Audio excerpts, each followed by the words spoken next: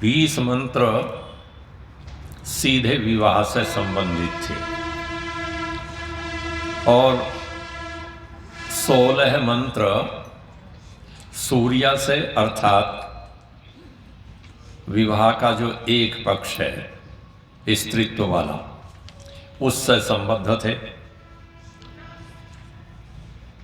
एक मंत्र उनके स्वास्थ्य को लेकर के था कि कैसे स्वस्थ रहें और किस प्रकार रोगों से बचा जा सकता है,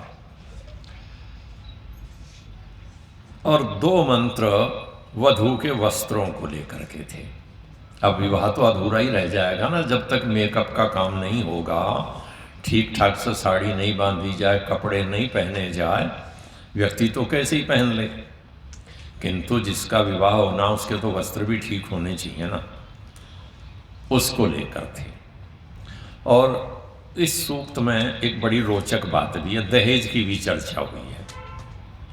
अब तो कहते हैं ना दहेज नहीं होना चाहिए, अब वेद दहेज की बात कर रहा है। दहेज किसको कहते हैं? दहेज उसको कह रहे हैं जो कन्या पक्ष के व्यक्ति वर पक्ष को प्रदान करते हैं या कन्या को प्रदान करते हैं जिससे वो अपने साथ लेकर के जा रही होती है। वो कुछ चीज़ें उसकी अपनी हो सकती हैं जो उसने संग्रहित करके रखी होंगी समय समय पर, कभी पिता ने पैसे दिए होंगे, कभी माता ने दिए होंगे, कभी मामा ने दिए होंगे, किसी ने कोई वस्तु भेंट कर रखी होगी, जन्मदिन पर गिफ्ट मिले होंगे। उन सारी चीज़ों को जब वो लेकर के जा रही है, अपनी उन वस्तुओं से बड़ा मोह रहता है ना लड़कियों को कि ये तो मेरी बनाई हुई पेंटिंग है, तो उस पेंटिंग को भी ले जाना चाहती है। पहले हाथ की कढ़ाई करती थी किरोसिया लेकर के धागे से, बहुत बारीक काम होता था, उसे देखें तो आंखें खुली रह जाएंगी। आप मशीनी युग में हाथ के किए हुए काम को देख लें तो आंखें खुली रह जाएंगी कि कितना परिश्रम करते थे। मेरे पास सैंपल है एक रखा हुआ और बड़ा सहेज करके मैंने रखा है, मेरी माता जी का किया हुआ इतना बड़ा तौलिया था। तो बड़े चाव से, वो ये नहीं कि यहाँ पिताजी के यहाँ से कपड़ा था, धागा पिताजी का था, सुई भाई ने ला के दी थी, किरोसिया दिया था, घर के काम वहाँ के छोड़े थे, किया और फिर सबको लेके चली। इन्हीं सबको तो हम दहेज कहते हैं ना। अब वो दहेज क्या क्या होना चाहिए?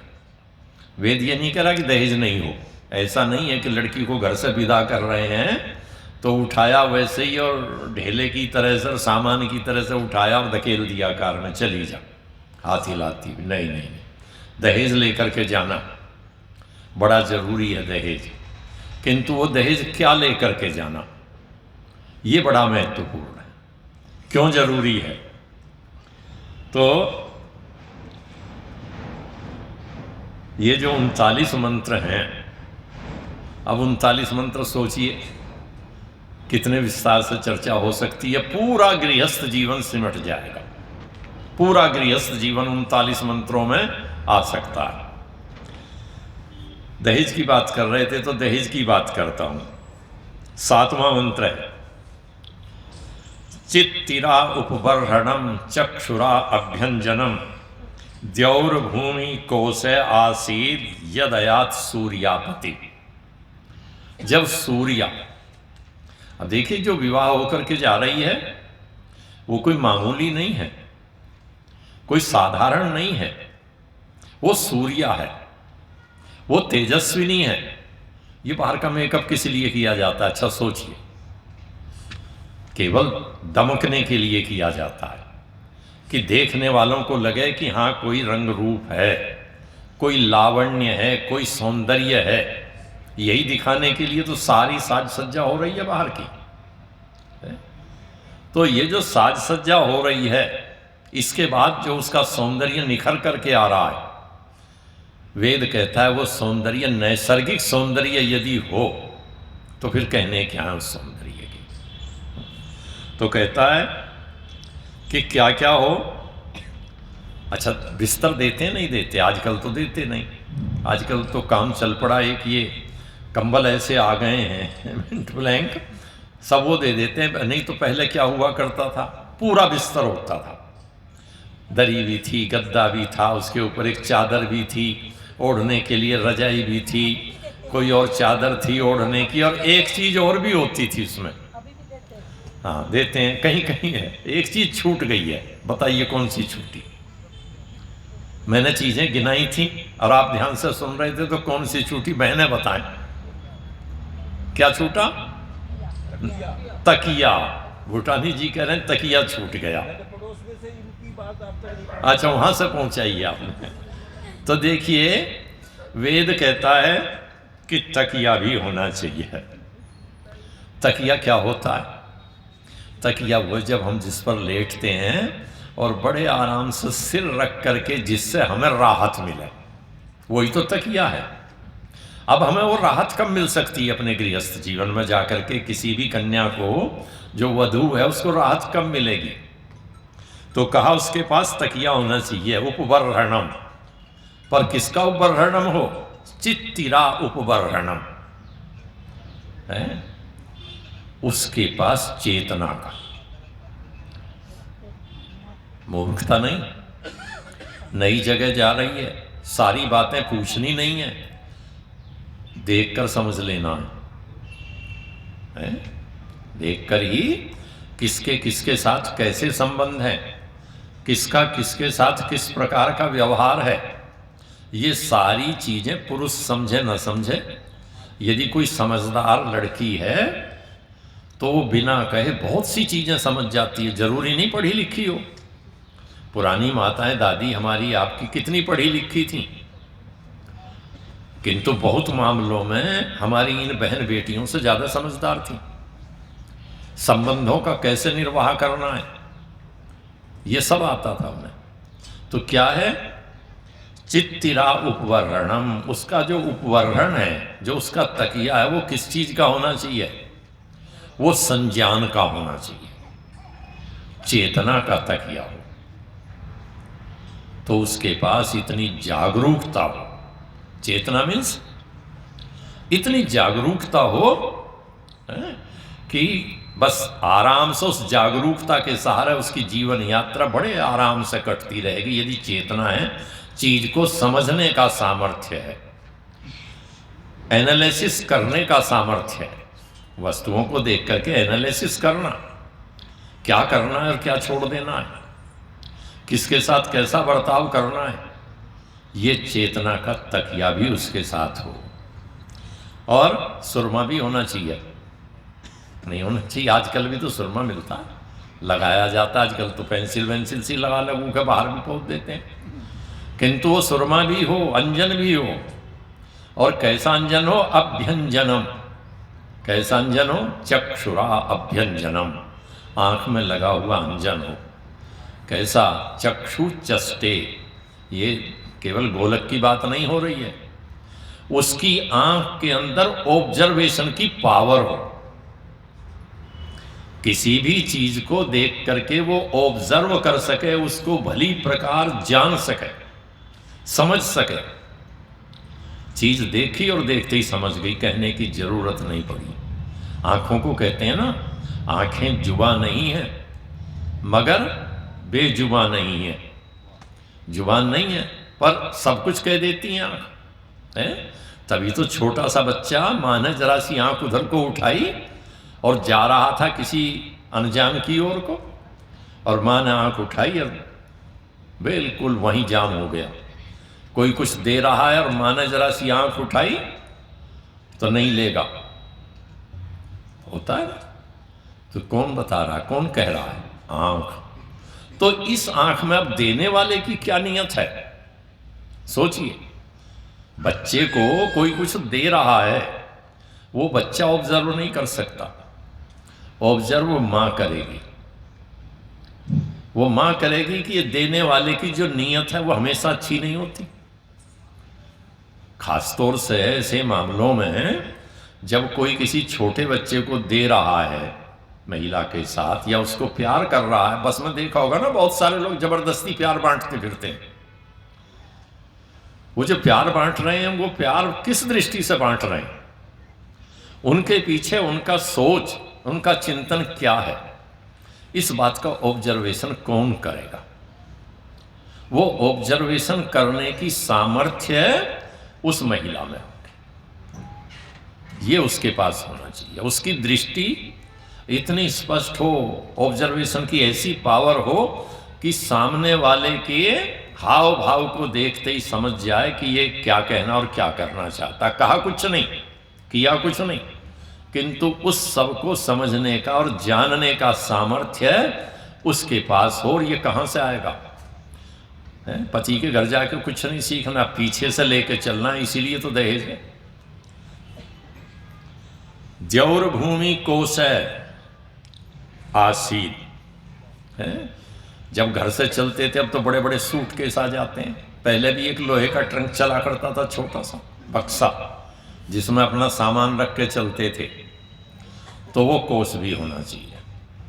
कुछ चीज़ें बड़ी संभाल के रखनी है,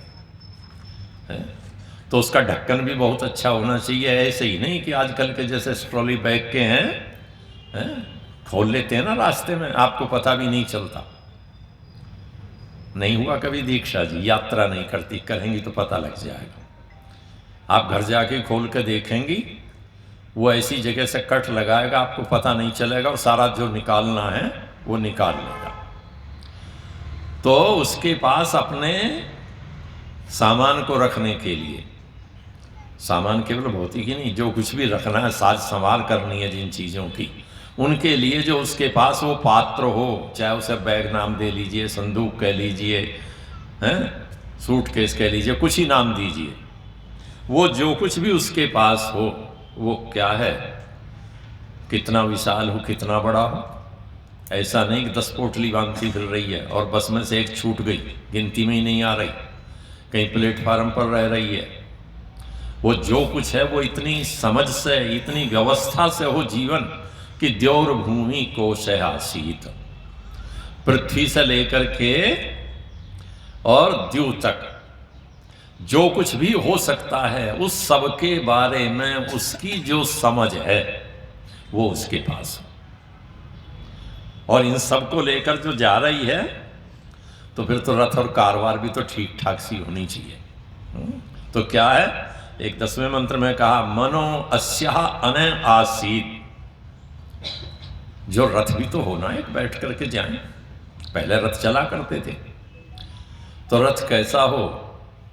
मनो अस्याह अने आसीत। अस्याह, इस सूर्या का जो दीप्तिमती वधू है, विवाह होकर के जा रही है, उसका रथ, उसके गमन का साधन, अर्थात उसकी जीवन यात्रा को चलाने के लिए जो जीवन में गति हो वो कैसी हो। अब मन की गति कितनी तेज है? जो तरंगे हैं, बड़ा विश्लेषण करते हैं वैज्ञानिक लोग, कहते हैं कि मन की जो तरंगे उनकी गति इतनी है, और जो भाव तरंगे होती हैं, अब वो भेद कर लेते हैं दोनों तरंगों में कि भाव तरंगों की गति इतनी है और इतनी दूर चली जाती है। सोच के देखिए, आप जरा सा सोचते हैं और यहाँ बैठे बैठे, जहाँ जहाज में भी 24 घंटे लगते हैं, आप 1 सेकंड के कुछ अंश में, क्षण में, जो दुनिया का देश आपने दूर से दूर का देख रखा है, वो सोचते ही वहाँ पहुँच गया, कितना समय लगा। तो गति माने केवल चलना नहीं, गति माने प्रगतिशीलता, अग्रगामित्व, सोच, इतनी दीर्घ दृष्टि, इतनी दूर की सोचने की दृष्टि, इतनी भविष्य पर जमी हुई दृष्टि, वो इतनी जल्दी चलने वाली हो, इतनी जल्दी आदमी किम कर्तव्य विमूढ़ हो जाता है और बैठा सोचता रहता है, कुछ सूझ ही नहीं रहा। तो ऐसा नहीं हो, उसके पास ये सामर्थ्य हो, उसका आधार हो सोचने का, कि उसका चिंतन, उसका विचार है जो मन की गति है, उस वेग वाला हो। द्यौरासीद उतच्छदी। रथ 2 तरह के हुआ करते थे हमारे यहाँ, तो एक को रथ कहते थे और एक को रब्बा कहते थे। रथ वो होता था जिसके ऊपर वो छतरी बनी हुई है और चारों तरफ से, पीछे तो फिक्स है और साइडों में पर्दे लगे हैं, और आगे भी पर्दा लगा होता था, रथ हाँकने वाला पर्दे से बाहर बैठता है। और रब्बा वो हुआ करता था जो गरीब ले जाते थे विवाह में भी, वो खुला होता था तो एक तांगे जैसा, रथ जैसा, पर उस पर साज सवार नहीं, सजा हुआ नहीं है, नक्काशी नहीं हो रही है, ऊपर से आच्छादन नहीं हो रहा है। तो द्यौरासीद उतच्छदी, आच्छादन किसका था? जब सूर्या चली, प्रकाश का आच्छादन। अब प्रकाश जब ऊपर से आ रहा है, देखिए सोचिए, ऊपर क्या है? प्रकाश है। सारे प्रतीक हैं समझाने के लिए। तो जो द्यू है, जो प्रकाश है, वो उसका आच्छादन था। और जब ऊपर से प्रकाश पड़ता है ना, ठीक ऊपर से, तो फिर अंधकार कहीं नहीं रहता। प्रातःकालीन सूर्य निकला है और आप जरा पूर्व की ओर को पीठ करके खड़े हो जाइएगा, फिर अपनी परछाई देख लीजिएगा। आपकी लंबाई तो 5 फीट 4 इंच 3 इंच 7 इंच है, और परछाई कितनी लंबी हो जाती है। सायंकाल के समय विपरीत दिशा में होकर के देख लीजिएगा, वो परछाई बढ़ती बढ़ती रात को तो पूरी परछाई में विलीन हो जाती है। पता ही नहीं लगता कि हम कहाँ रहे और परछाई कहाँ रही, सब उस अंधकार में एकाकार हो जाता है। किंतु जब प्रकाश ऊपर हो बिल्कुल ठीक, तब क्या होता है? न पूर्व की ओर परछाई है, अंधकार है, न पश्चिम में अंधकार है, अर्थात न सामने अंधकार है, न पीठ के पीछे अंधकार है, न दाएं की ओर अंधकार है, न बाएं की ओर अंधकार है, न नीचे पैरों के नीचे अंधकार है। जो अंधकार था उसका पता ही नहीं चला, परछाई का पता ही नहीं कि वो आपके जो छोटे या बड़े जितने पैर थे उसके नीचे सिमट करके रह गई। तो जो जा रही है, जो चले हैं, तो कैसे मन की गति तो बहुत तीव्रता की हो, है? बड़े बड़ी दुर्घटनाएं सुनते हैं। कल परसों एक चित्र दिखाई दे रहा था, अखबार में देखा होगा आपने। बड़ी मजबूत गाड़ी है, फॉर्च्यूनर, और उसकी वह हालत दिखाई दे रही है कि उसकी जो छत है और जो साइड है, फेंडर वेंडर पता ही नहीं है, नीचे का चेसिस दिखाई दे रहा है और ऊपर वो खिसकी हुई चादर सी दिखाई दे रही है। क्यों? गति के कारण, तीव्र गति से। यही तो देखते हैं हम, दुर्घटनाओं का बड़ा कारण तीव्र गति। तो मन की गति तो इन सारे वाहनों की गति से बड़ी तीव्र है, किंतु उस तीव्र गति के बावजूद वो गति, कभी तो हमारी पलक झपक जाती है, कभी झपकी आ जाती है, कभी कोहरा आ जाता है। तो जीवन में भी ये किसी भी तरह के जो अंधकार हैं, किसी भी तरह की जो बाधाएं हैं, उनसे पार पाने के लिए तेजी तो जरूरी है, फैसला लेने की शक्ति तो जरूरी है, डिसीजन तो हो, क्विक डिसीजन। किंतु क्विक डिसीजन कैसा हो? उल्टा ना हो जाए। उल्टा हो जाएगा तो डिवाइडर से पार पहुंच जाएंगे दूसरी ओर, तो वो ना हो। इसलिए ऊपर आच्छादन है तो प्रकाश का आच्छादन है। ऐसी ऐसी बहुत सारी चीजें लेकर के सूर्या जा रही है। तो ये विवाह में, जिसका विवाह हो रहा उसके लिए ये बहुत सारी चीजें कही गई हैं। और जहां जाकर के रहना है, जिस घर में जाकर रहना है, उस घर के लिए बता दिया कैसे रहना है। समय की दृष्टि से बात करते हैं। 42वां मंत्र है, इहैवस्तम मा वियोष्टम विश्वमायुर्व्यसनुतम। इहैव, इह माने यहीं पर, एव माने निश्चय से, है? और कोई ठिकाना नहीं। जो बन गया है वही ठिकाना है। कोई विकल्प की, एव कहने का अर्थ ये है कि कोई विकल्प नहीं बचा। काव्य शास्त्र में तो एव के प्रयोग के लिए कहा है कि एव कारस त्रिधा मत है, मम्मट चर्चा करते हैं। तो जो एव लगाया, इह एव एधि, इहैव स्तम, इह एव यहां पर ही, जहां पहुंच गई पति के घर, इहैव स्तम, यहीं पर रहना है। कोई इह एव, कोई विकल्प नहीं, कोई संभावना नहीं। और मा वियोष्टम, पृथक होने की कोई बात नहीं, कोई विचार नहीं। ये जो तलाक जैसी बातें हैं, ये इस तरह के कॉन्सेप्ट हमारे यहाँ नहीं था बिल्कुल भी। और इसलिए आपने ऐसे विवाह देखे होंगे कि पुरुष बहुत सुंदर है और महिला उसके सामने रंग रूप में कहीं नहीं ठहरती। दो ही तो स्थितियां हैं किसी के विवाह की, हमेशा से दो स्थितियां देखने की किसी के संदर्भ में। एक तो उसका बाहरी ढांचा दिख गया और दूसरे उसके गुण। शुरू शुरू में पहले ढांचा दिख रहा, रंग रूप दिख रहा, बाहर से चमड़ी दिखाई दे रही है, गुण तो बाद में दिखाई देंगे। किंतु आपने देखा होगा कि इन्हीं संस्कारों के कारण से पुरुष बहुत सुंदर और महिला कोई जोड़ नहीं है, किंतु 40 साल 50 साल 60 साल मरने तक साथ निभा रहे हैं। इससे विपरीत भी बहुत अधिक देखा होगा। पुरुष का कोई रंग ढंग नहीं है महिला के सामने, पासंग भी नहीं आता, जिसे कहते हैं पासंग है, नापने के लिए क्या बताएं कितना है। किंतु वो महिला बड़े आनंद से रह रही है और सारा जीवन पति की सेवा करते हुए अपने परिवार को समृद्ध बनाते हुए जीवन व्यतीत कर देती है। ये संस्कार है इहैवस्तम माँ वियोष्टम, यहीं रहना है। ये एक के लिए नहीं है, ये दोनों के लिए है, दुतरफा है। ये ध्यान रखिएगा कि केवल उसके लिए कहा जा रहा हो वो नहीं है। दूसरे मंत्र में वो बात भी कही गई है कि गृभणामि ते सौभगत्वाय हस्तम मया पत्या जरदष्टिर यथा से। पुरुष कह रहा है मैं तुम्हारे हाथ को ग्रहण करता हूं, तो किस लिए ग्रहण कर रहा हूं? सौभाग्य के लिए। और कोई सौभाग्य के चिन्ह को उतारता है क्या? मंगल सूत्र को महिलाएं कहीं छोड़ती हैं? नहीं।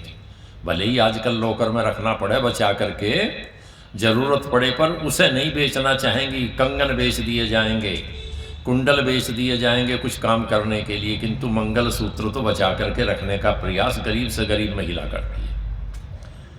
तो पुरुष क्या कह रहा है? गृभणामि ते सौभगत्वाय हस्तम, मैं हाथ ग्रहण करता हूं, पाणी ग्रहण संस्कार। क्या हो रहा है? किसके लिए? सौभाग्य के लिए। तो पुरुष उसे अपने सौभाग्य का प्रतीक मान रहा है, ये मेरा सौभाग्य है। और महिला के लिए यही वस्तम, यही रहना, माँ भी अष्टम, अलग नहीं होना। विश्वमायुर्व्यस्नुतम, जो संपूर्ण आयु है उसका भोग करना है, उसका सेवन करना है साथ साथ रहते हुए। क्रीडंतो पुत्रैर्नक्त्रिभिः, खेलते हुए, प्रसन्न रहते हुए।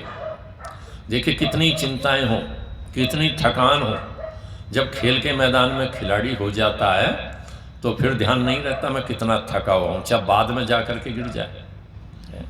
ट्रैक पर बच्चों को दौड़ते देखते हैं, केवल एक चाह होती है कि मैं डेस्टिनेशन को छू लूं।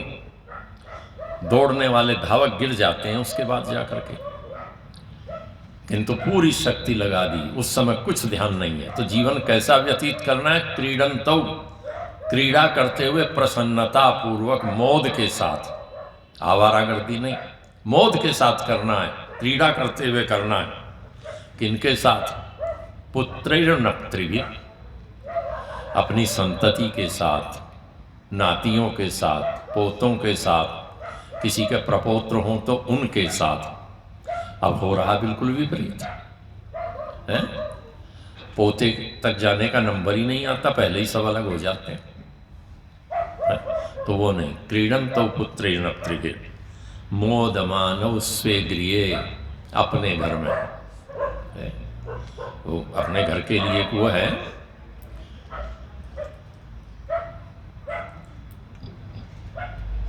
जो अपना घर है वो क्या है? लाख जहन्नुम से हो बदतर, अपना घर फिर अपना घर है। जो अपना घर है वो कितना ही छोटा हो, सामान रखने की जगह कम हो, पर किराए के बड़े से बड़े मकान की अपेक्षा व्यक्ति का मन किस में रमता है। वेद ने दूसरी जगह भी उपमा दी है, मरिय ओके। परमेश्वर से प्रार्थना की, प्रभु रमो तुम मेरे मन में, रमो आकर के मेरे अंदर। कैसे रमो? मरिय ओके, जैसे मनुष्य अपने घर में रमण करता है। तो जो रहने का आनंद है वो अपने घर का और ही है कुछ। जब बहुत वर्षों के बाद हम घर बनाते हैं किराए पर रहते रहते, तो वहाँ जाकर के जो सुकून और शांति मिलती है वो है। तो इसलिए कहा कि कहाँ रहना है प्रसन्नता के साथ, नाती पोतों के साथ। ये नहीं कि मैं तो प्रसन्न हूँ, कहाँ जा कर के वो जो वृद्धाश्रम बन गया वहाँ जा कर के प्रसन्न हूँ। क्यों? 5,000 रुपये महीना देने हैं, रोटी मिलती रहेगी, एक डॉक्टर भी रोज आता है वहाँ देखने के लिए। वो आनंद नहीं है। रहता तो है व्यक्ति, पर कभी आप पूछ लेंगे तो वो आनंद नहीं है, विवशता है, मजबूरी है। तो वो मजबूरी नहीं सामने आए जीवन में, इसलिए कहा कि कैसे रहना प्रसन्नता के साथ, खेलते हुए नाती पोतों के साथ अपने घर में रहना। ये बहुत सारी चीज़ें और भी बता दी अपने घर में जाकर कैसे रहना। एक बड़ी रोचक बात भी कह दी, ननांदरी साम्राज्य बड़ा मुश्किल काम है, हर महिला के लिए मुश्किल काम है। आप पति को प्रसन्न कर सकती हैं, सास को प्रसन्न कर सकती हैं, ससुर को प्रसन्न कर सकती हैं और घर वालों को बेवकूफ़ बना सकती हैं। आज की भाषा में कहें तो कुछ भी कर लें, पर एक को प्रसन्न करना बड़ा मुश्किल है। वो कौन है? कौन है वो जिसे प्रसन्न करना मुश्किल है? ननद।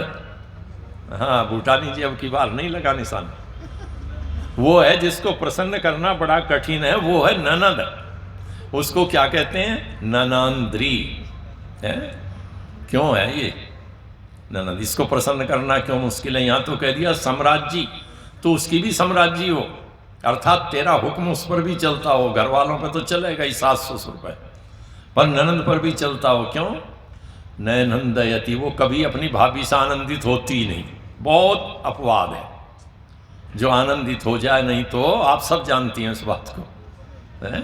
सोच करके देखिए, 95% कम से कम, कहूँ तो 99, पर 95% ननद अपनी भाभी से खुश नहीं रहती, आनंदित नहीं होती। आप कितना ही देते रहिए, कभी कुछ कहेगी, कभी कुछ कहेगी। अपवाद मुश्किल है बस ढूंढना। किंतु वेद कह रहा है कि उसकी भी तू शासिका हो, तेरी हुकूमत वहाँ पर भी चलने वाली हो। ये ऐसे ऐसे बहुत सारे कैसे रहना है जीवन में जा कर के, जीवन के गृहस्थ के कौन से व्रत हैं जिससे हम सुखी हो सकते हैं। पति और पत्नी यदि एक दूसरे के साथ संतुष्ट नहीं है, प्रसन्न नहीं है, तो घर में शांति नहीं हो सकती, सुख नहीं हो सकता, घर का कल्याण नहीं हो सकता। महर्षि ने संस्कार विधि में मनु को उद्धृत किया, संतुष्टो भार्यया भर्त्रा, भर्त्रा भार्या तथैव च, यस्मिन्नेव कुले नित्यम कल्याणम तत्र वै ध्रुवम।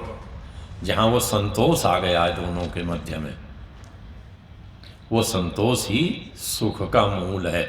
तो ये सारे भाव जो हैं इतने विस्तार से मैंने कहा 39 मंत्रों में, जो गृहस्थ से, विवाह से, वस्त्रों की भी चर्चा है 2 मंत्रों में, है वधू का वास क्या हो, उन सब से मिला करके ये 39 मंत्र हैं। बड़े रोचक मंत्र हैं और बड़े व्यावहारिक और हमारे लिए उपयोगी हैं सबके लिए। ये वेद की शिक्षा थोड़ा सा पाठ करते हैं।